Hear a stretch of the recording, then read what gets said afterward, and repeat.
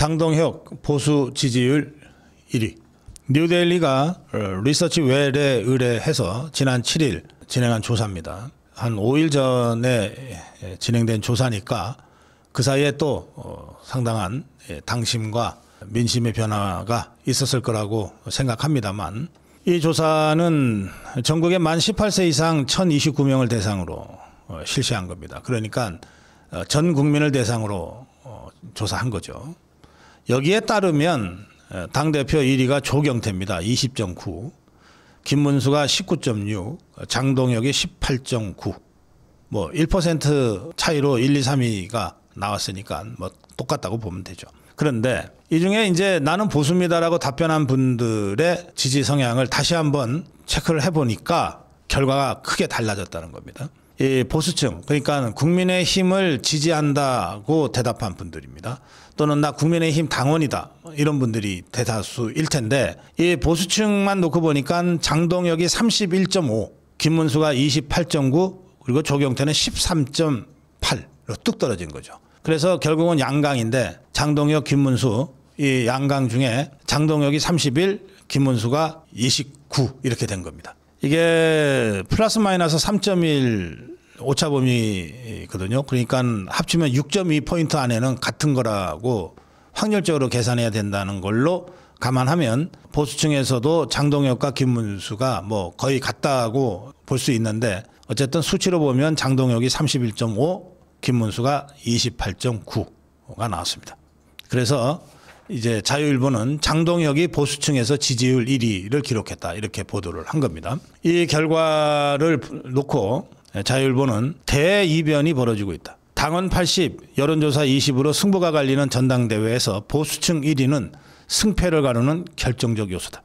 또 최고위원 적합도 조사에서는 국민 전체에서도 김민수가 압도적 1위고 보수층에서도 압도적으로 1위입니다. 국민 전체에서는 김민수가 15.9 1위, 김근식이가 11.6이에요. 근데 보수층으로 가면 김민수가 30.3이고 김근식이는 6.8로 툭 떨어집니다. 그러니까 김근식한테는 좌파 것들이 많이 역투표하고 있다는 뜻입니다. 또 한 가지, 무슨 선거 때마다 나오는 중도표 하는 것들이죠. 중수청, 중도, 수도권 청년, 이 중도표. 이번에 대표 후보 중에 안철수가 중도를 제일 강조하고 있는데, 이 안철수가 재밌어요. 보니까 스스로 나는 중도다, 보수도 아니고 진보도 아니다, 그 한 중도표에서 안철수는 11%, 꼴찌예요. 그렇게 중도를 입에 달고 다녀도 중도층이 안철수한테 표 안 준다는 겁니다. 그러니까 이른바 중수청 하는 게 얼마나 허구이고 허상인지를 이 조사에서 다시 한번 우리가 확인할 수 있는 거죠. 뉴델리의 조사의 결론은 이렇습니다. 지금 우리 자유파 국민들과 국민의힘 책임당원 유권자들은 선명하게 투쟁할 수 있는 사람을 당대표 최고위원으로 선호한다는 거예요. 되게 족보 언론들이 조경태하고 안철수는 탄핵 찬성파고 장동혁하고 김문수는 탄핵 반대파다, 뭐 이렇게 구도를 잡고 있는데, 탄핵 반대도 큰 범주에서는 같아 보이지만 그중에도 누가 더 선명하게 제대로 투쟁할 사람이냐를 가지고서는 갈린다는 겁니다. 적어도 이 조사에서는 장동혁이 가장 선명하고 가장 투쟁력 있는 후보다, 이렇게 국민의힘 책임당원들과 자유파 시민들이 보고 있다. 바로 그들이 이번 전대의 유권자다. 이런 점을 여러분들이 이해하시면 좋겠습니다.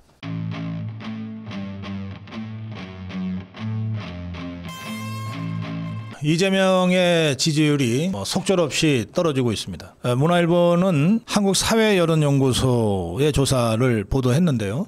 이재명 지지율이 54로 나타났다고 합니다. 특히 핵심 지지층인 40대에서 10% 가까이 하락했다. 이춘석 의혹의 조국 사면 등이 영향을 미친 것 같다.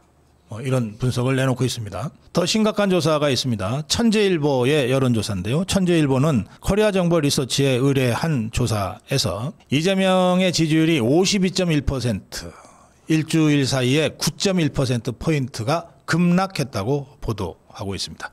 청년층, PK지역, 그리고 중도층에서의 하락세가 뚜렷하고 수도권과 영남 전반적으로 하락하고 있다. 이런 보도입니다. 또 국민의 과반 이상인 51.9%가 조국과 윤미향 사면은 잘못됐다고 답변했습니다. 특히 2030 세대는 60% 안팎으로 조국 윤미향 사면이 잘못됐다.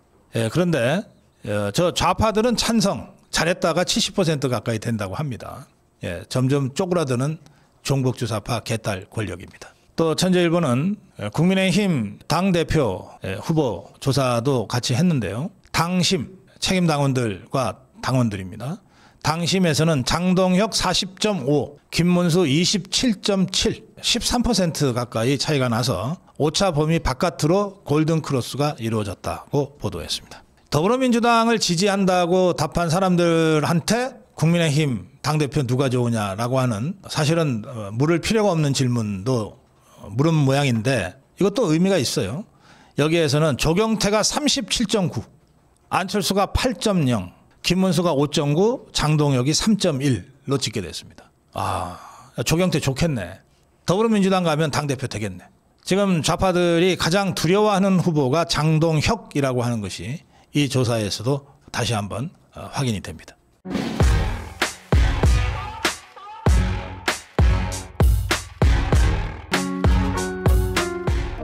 기성 언론, 족벌 언론, 좌편향 언론들이 끊임없이 유튜브를 공격합니다. 근데 이제 이 좌편향 언론들은 유튜브 공격이 조금 덜 해요. 우리 자유파 유튜브에 대해서는 공격하지만 지긋들 좌파 진영, 종북주사파 진영에서 보면은 김어준이를 비롯해서 유튜브들이 엄청 세기 때문에 유튜브 일반에 대한 공격을 잘 못합니다. 그런데 조중동을 비롯한 이 이른바 보수 언론이라고 그동안 평가되어 왔던, 그러나 실제로는 그저 자기들 이해관계밖에 모르는 이 족벌 언론들은 연일 하여튼 자유파 유튜브 공격할 일만 있으면 쌍심지를 들고 나서서 공격들을 해대는데 저는 이게 다 이유가 있다고 생각합니다. 첫째, 유튜브 때문에 장사가 안 돼요. 족벌 언론들이 장사가 안 돼요. 광고가 떨어집니다. 광고 매출이 떨어져요. 제가 여러 군데에서 말씀드렸습니다. 한 20년 전부터 시작된 이 언론 지형의 변화가 지금은 지상파, 종편, 라디오, 신문 다 합쳐도 유튜브 하나만큼 못하다. 광고 시장의 규모가. 그러니 우선 수익이 떨어지잖아요. 그러니 유튜브는 이것들한테는 공동의 적이죠. 두 번째, 특히 조선 같은 동아, 중앙 같은 이른바 그동안 메이저 언론이라고 폰잡았던 것들 있잖아요. 이런 것들이 진짜 자존심 상할 일은 뭐냐면 정치적 영향력도 지금 거의 없어져 버린 거예요. 정치적 영향력. 이거 제가 누구라고 구체적으로 얘기는 안 하겠습니다만 당대표로 나간 후보나 최고위원 후보들 뭐 부르면 나갑니다. TV조선도 나가고 채널A도 나가지만 그 별로 나가봤자 뭐 선거에 큰 도움 안 된다고들 다 얘기해요. 사석에서는. 그런데 자유파 유튜브에 나오면 확실히 다르다는 거예요. 그래서 그동안 저 조선일보의 방우영이라는 사람, 지금 방상훈이의 이 아버지인가 뭐 되는 사람인데 이 사람은 살아있을 때 별명이 밤의 대통령이었어요. 밤의 대통령. 뭐 공공연하게 조중동은 자기들이 대통령을 선택한다. 그렇게들 큰 소리 쳐왔습니다.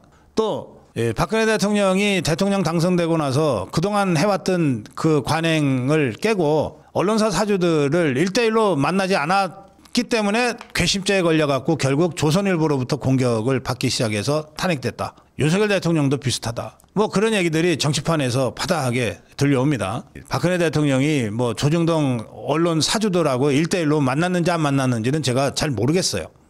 뭐 별로 관심도 없습니다. 그런데 어쨌든 이 조중동 언론한테 찍히면 뭐 대통령도 끌려 내려온다. 감옥 간다. 뭐 그런 얘기죠. 그런데 그런 시대니까 조중동이 얼마나 무서웠겠어요. KBS, MBC가 얼마나 무서웠겠냐고요. 더구나 그게 이명박 정부 때 이 조중동이 전부 채널 하나씩 들러 찼잖아요. 조선일보가 TV조선을, 동아일보가 채널A를, 중앙일보가 JTBC를. 조중동한테 종편 하나씩 갖다 바친 거 아닙니까? 완전히 날개를 달아줬다고 할 수 있죠. 그런데 지것들 수십 년간 군림해왔던 조중동이 다 종편 하나씩 꿰찼는데도 이게 유튜브만 못하는 거예요. 그 정책 영향력이.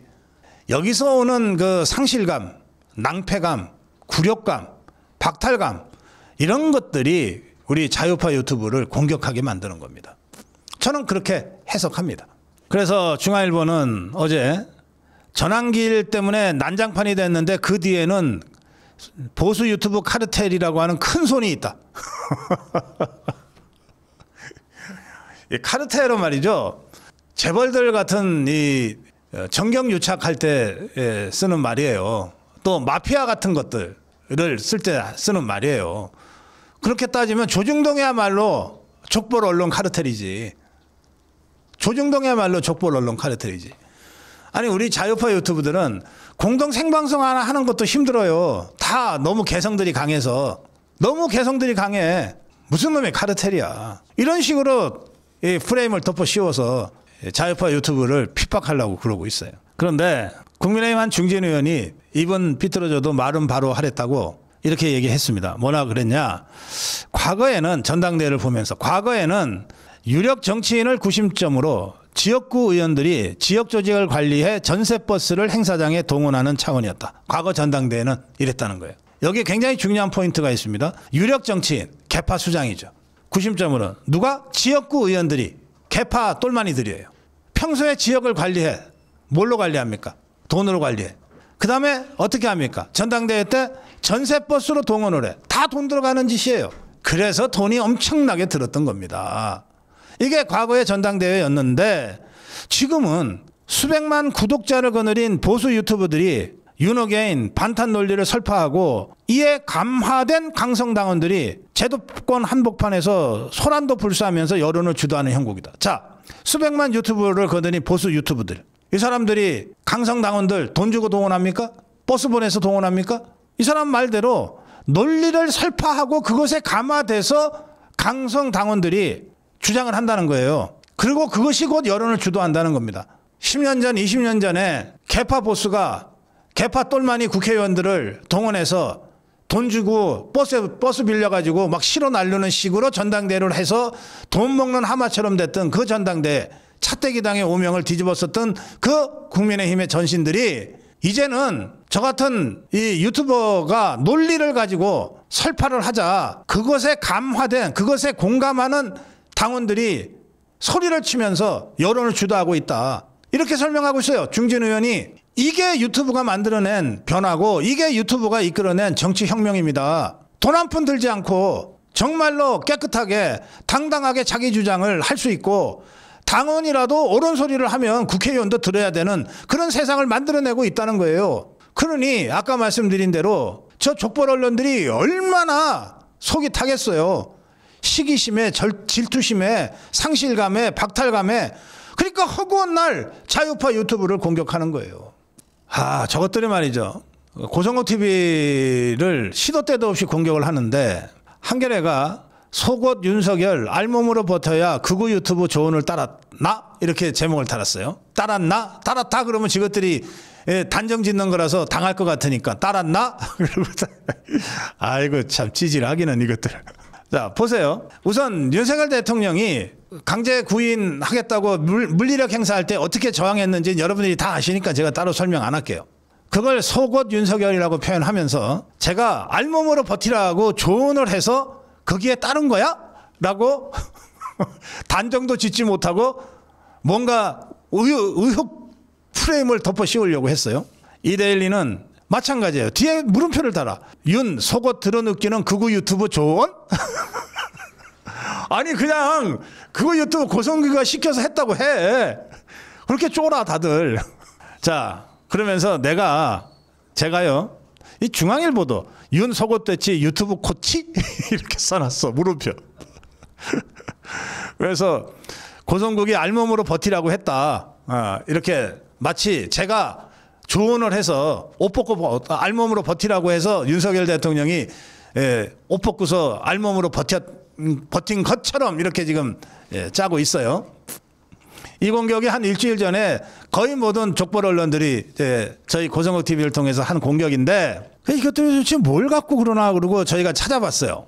찾아봤더니 제가 1월 3일 고성국 TV에서 한 논평을 가지고 이것들이 그러는 거예요.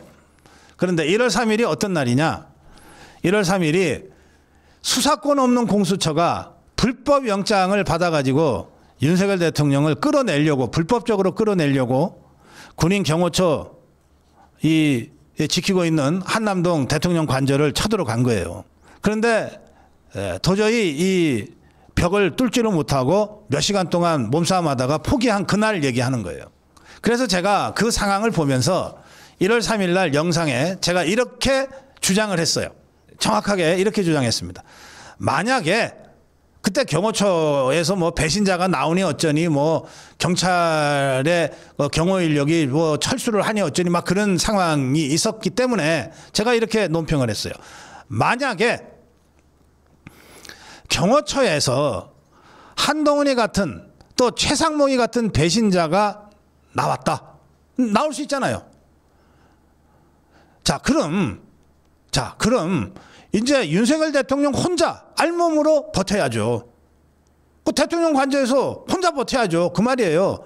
여기서 알몸이라고 하는 게 옷 벗고 버티라는 뜻입니까? 혼자 버텨야죠.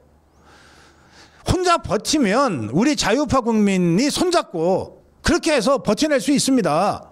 내가 그렇게 얘기했어요.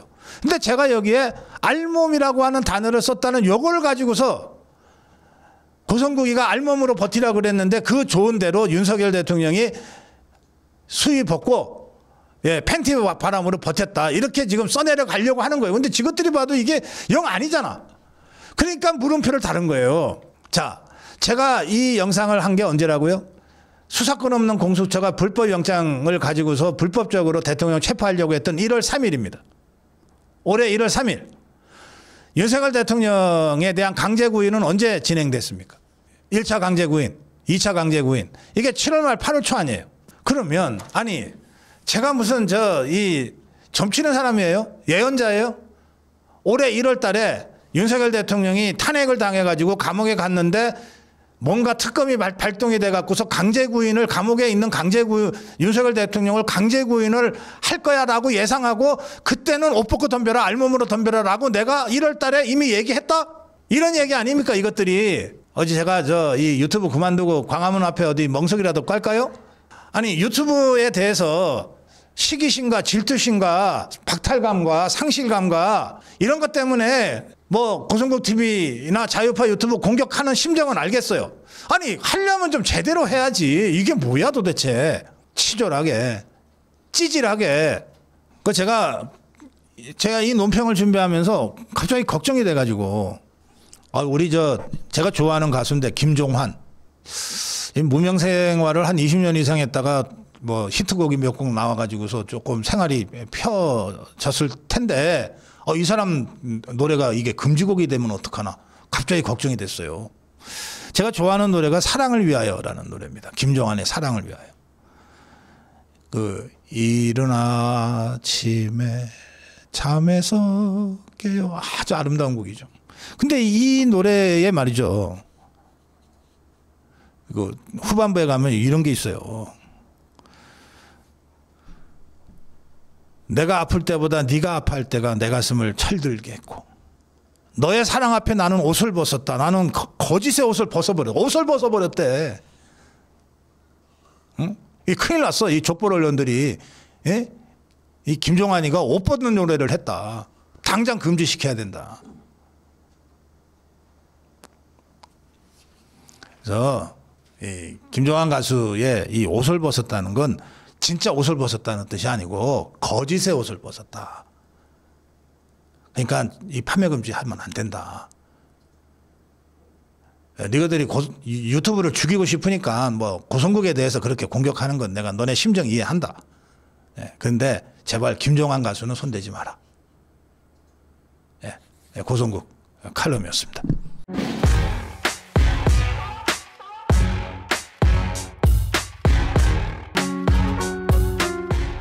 네, 고성국 칼럼입니다.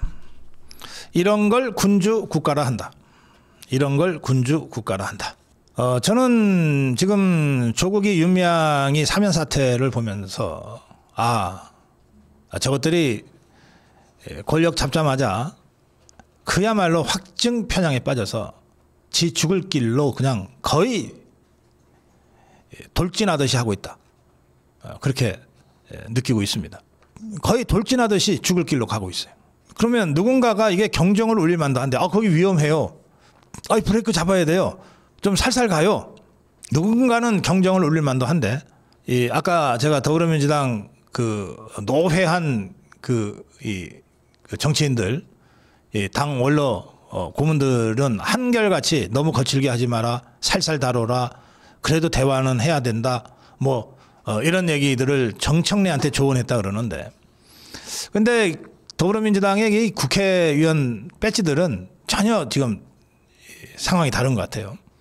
더불어민주당에서는 조국 사면 여론이 크게 안 나빠, 빡빡 우기기 시작했어요.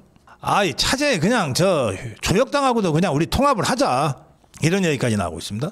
정청래는 이재명의 고유 권한인 특별 사면을 존중 환영한다 이랬어요. 전현이라는 자, 전반적으로 사면에 대해서는 여론이 크게 나쁘지 않아요. 사면이 지지율 떨어진 배경이라고 생각하지 않습니다. 하긴 어제 장예찬 최고위원도 이재명이 지지율 푹 떨어진 것에 사면은 반영이 안 됐다고 그랬어요. 그러니까 이춘석이 하나만으로 지금 6.5%가 푹 떨어졌는데 사면으로 아마 10% 이상 떨어지게 될 거라고 저는 예상합니다. 보긴 바로 봤네. 전혀니까. 또 윤미향에 대해서도 너무 과대포장돼서 악마화된 측면이 있다. 그러면서 이 망언이 나옵니다. 오히려 광복절 특사가 위안부 할머니들에 대한 존중과 명예회복이라는 측면에서 더 적절하지 않냐. 윤미향이를 광복절에 특사한 것이 위안부 할머니들에 대한 존중과 명예회복이라는 측면에서 더 적절하지 않냐. 이렇게까지 망언을 뱉어냈습니다. 그런데 더불어민주당에 그래도 좀 낯살이나 들고 좀 선수가 좀 있는 이 원로나 중진들은 좀 생각이 다른 것 같아요. 한 중진은 입시 부정은 곧 공정의 문제 아니냐. 조국이 얘기하는 겁니다. 이번 사면이 향후 지지율 분기점이 될 수 있다. 근데 이런 목소리는 다 익명으로 나옵니다. 겁이 나니까 뭔가 이거 아닌 것 같은데 하면서도 지 이름 걸고서는 말도 못하는 그런 아주 질식할 것 같은 상황이 지금 더불어민주당을 꽉 내리누르고 있습니다. 이런 상태에서 박지원이가 이게 안 나설 수가 없지. 박지원이가 나섰어요. 지방선거 앞두고 민주당과 조혁당 합당하는 게 좋다. 여기에 김병준이라는 자가 이게 정말 이게 눈치코치 없는 거예요. 이 자가 갑자기 불쑥 나서서 뭐라 그랬냐. 조혁당은 범여권이 맞다. 우리는 늘 같은 동지 개념. 대통령실에서 굳이 조혁당은 야당이야. 우리는 야당을 더 많이 사면해서 하고 있는 판에 김병준 이게 눈치도 없이 그 범여권 맞아. 이런 여론이 크게 나쁘지 않다고 빡빡 우기고 있는 더불어민주당에 대해서 경실련은 이런 논평을 냈습니다. 이번 사면 대상에 조국과 최강욱과 윤미향 등 사회적으로 논란이 컸던 정치인들이 포함되어 있다. 조국은 전체 형계의 30%가량밖에 복역을 안 했다. 이번 사면이 사회적 논란과 여론 분열을 초래할 가능성이 크다. 좀 완곡하지만 말도 안 된다 이런 얘기를 한 건데, 사실은 이번 사면에 가장 직격탄을 쏜 비판은 이겁니다. 유죄가 확정되자마자 바로 사면하면 사법제도가 왜 필요하냐. 유무죄 판단, 형 집행 여부도 그냥 대통령이 알아서 하면 되지 않냐. 그렇게 자꾸 사면해 줄 거면. 이런 걸 바로 군주국가라고 한다. 대한민국은 상권분립 제도가 있는 민주공화국이고 공화국의 가치를 훼손해서는 안 된다. 그냥 등골이 선언할, 이재명이가 들으면 등골이 선언할 정도의 아주 이 정론 직설을 한 사람이 있어요. 이게 누구냐? 1년 6개월 전에 이재명입니다. 1년 6개월 전에 이재명이가 지금의 이재명이한테 이렇게 막 등골이 서늘할 정도의 직격탄을 퍼붓었어요. 2024년 2월 7일 당시 윤석열 대통령이 김기춘 실장, 김관진 장관을 특별 사면한 데 대해서 이재명이가 당시 민주당 대표죠. 이재명이가 뭐라 그랬냐. 다시 읽어드릴게요.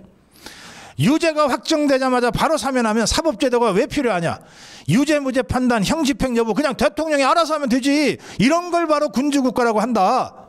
대한민국은 상권분립 제도가 있는 민주공화국이고 대통령이라도 공화국의 가치를 훼손해서는 안 된다. 1년 6개월 전에 이재명이가 지금의 이재명이한테 가장 강력하게 비판을 쏟아내고 있습니다. 고성국 칼럼이었습니다.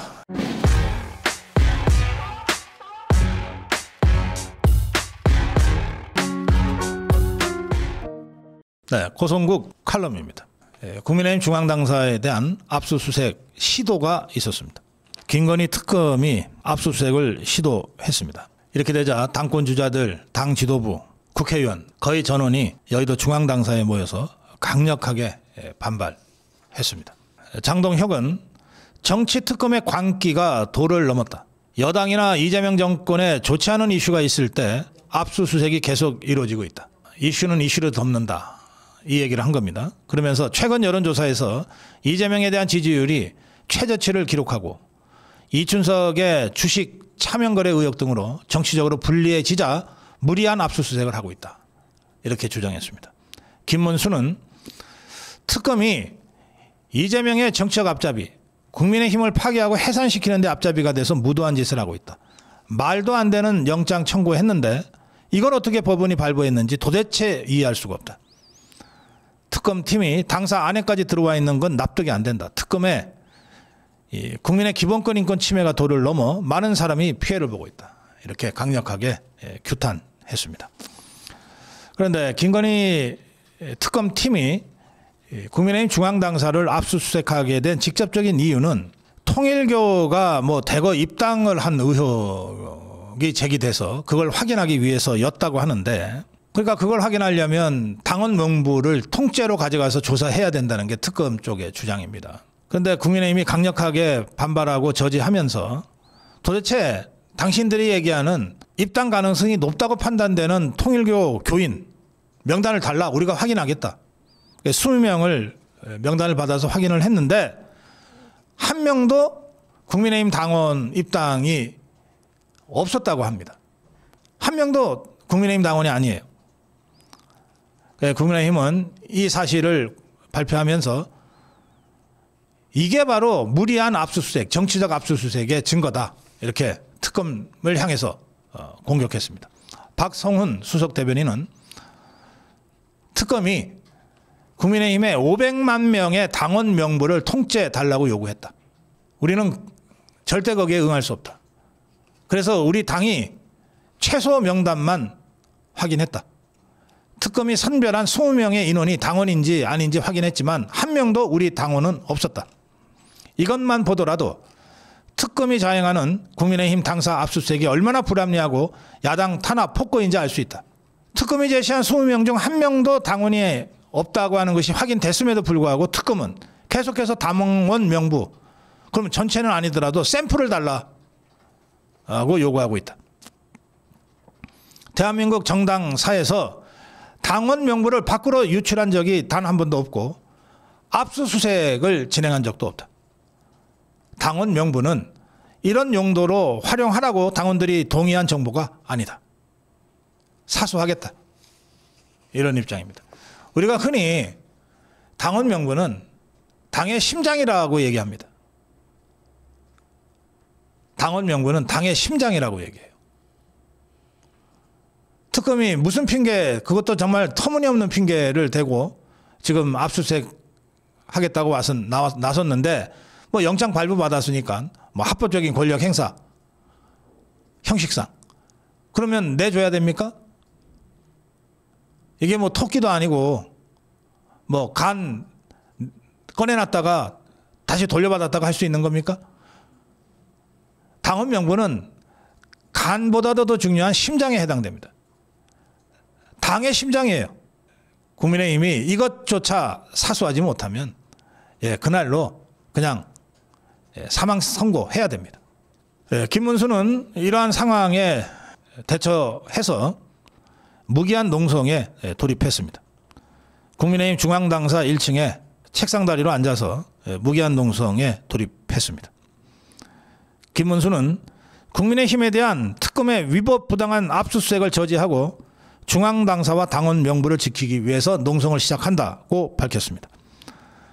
그러면서 전당대회 기간에 범죄 혐의와 무관한 압수수색을 벌이는 무도한 특검을 규탄한다. 극악한 야당 말살 행위이자 정당을 보호하는 헌법에 대한 중대한 도전이다. 무기한 농성 돌입이니까 지금도 김문수는 중앙당사 앞에서 농성을 하고 있을 겁니다. 시절이 정말 수상합니다. 연일 들려오는 소식들, 윤석열 대통령 김건희 여사 구속 소식에 국민의힘 당사 당원 명부 압수수색 시도 소식까지 우리 자유파 입장에서는 정말 절체절명의 위기라고 할 수 있습니다. 제가 이러한 상황에서 어제 천안에서 우리 아미고 동지들을 만났습니다. 제가 짧게 몇 말씀 드렸는데 그 영상은 제가 내일 생방송 중에 보내드리겠습니다. 핵심은 뭐냐? 우리 자유파는 이제 일어설 일만 남았다. 완전히 바닥까지 떨어졌다. 더 떨어질 데도 없다. 이제 일어설 일만 남았고 좋아질 일만 남았다. 반면에 저 이재명 종북지사파 권력을 봐라. 6월 3일 선거 다음 날이 이재명의 정점이었다. 그때로부터 불과 석 달이 지나지 않았는데 지지율이 할 일 없이 추락하고 있지 않냐. 하는 짓마다 국민들 분노케 하고 서민들 어렵게 하지 않냐. 세제 개편안, 그 어설픈 세제 개편안 때문에 하룻밤 사이에 100조가 증발돼서 1,500만 소액 투자자들 정말 분노케 만들고 조국이 윤미향이 같은 것들 뭐 대통령 권한이라고 사면 강행해서 2030 청년들을 분노케 만들고 전국의 학생 학부모들을 절망의 구렁텅이에 지금 밀어놓고 있지 않냐. 거기에 아직 트럼프조차 제대로 만나지 못하고 그거 만나러 가는 게 겁이 나는지 가는 길에 이시바 만나서 무슨 훈수 듣고 가겠다고 하고 가봤자 트럼프가 내밀 청구서에 제대로 답변도 하지 못할 그런 상황이 지금 조성되어 있지 않냐. 대한민국의 외교, 안보, 통상 완전히 무너지고 있다. 이게 근본 없고 실력 없는 것들의 진짜 모습이다. 네, 사태가 매우 엄중합니다. 대한민국이 걱정됩니다. 이러다 정말 7, 80년 동안 건국하고 근대화하고 민주화하면서 세계 10위 경제강국으로까지 발전시킨 세계 5위 군사강국으로까지 이렇게 세운 대한민국이 정말 공중분해되지 않을까. 뭐 이런 걱정들을 안 할 수 없는 상황입니다. 예, 그럼에도 불구하고 이럴 때일수록 우리 자유파는 전략적 낙관주의로 무장해야 합니다. 이제 우리 자유파는 더 떨어질 데가 없다. 더 떨어질 데도 없다. 이제 일어서서 앞으로 나가는 길밖에 없다. 반면에 저 종북주사파 개딸 저것들 속절없이 추락하고 있다. 앞으로 더 황당한 일들이 수없이도 많이 벌어지게 될 것이다. 이번 국민의힘 전당대회를 좀 제대로 치러서 이 위기적 상황을 기회로 바꿔낼 수 있는 강력한 지도부, 투쟁하는 지도부를 이제 구성하자.